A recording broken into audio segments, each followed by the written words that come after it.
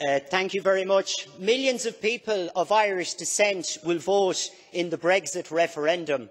I suggest they listen to what I have to say here and judge the way they vote depending on how I get answered. Mr Juncker, who couldn't even be bothered to stay in the chamber, at the last plenary I asked, would you work with us towards lifting the unjust, unfair 31 billion promissory note burden that had been placed on our shoulders? I quoted the fact that the banking inquiry in Ireland had pointed the finger directly at the ECB, had found that successive Irish governments had in fact been bullied into accepting debt that could have been avoided. You didn't even reply. Since then, the Supreme Court in Ireland has been hearing an appeal by a Member of Parliament into the constitutionality of those notes. In its defence, the state argued that the moment the notes were issued, they weren't just a promise of billions to what even then was an insolvent and non-systemic bank, they were in fact capital that was raised from the ELA fund. This was a blatant violation of its rules, as the fund was only to be used for solvent institutions. And yet it was sanctioned by the ECB. Why? Because it feared contagion.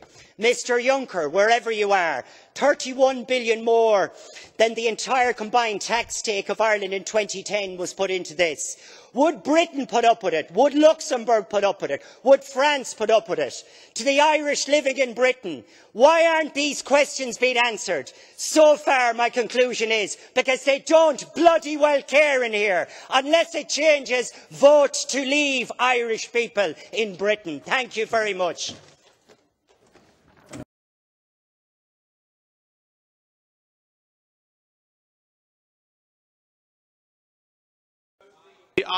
The Irish citizens who reside in the rest of the United Kingdom, including in my country, England.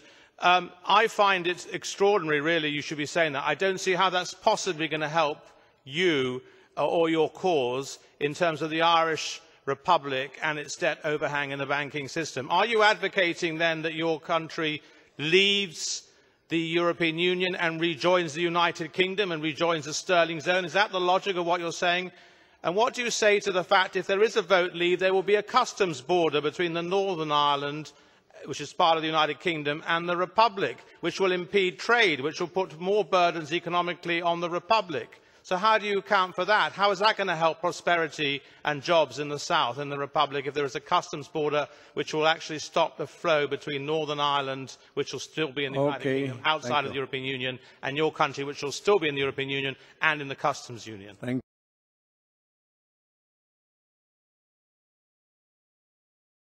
So, Mr. Flanagan.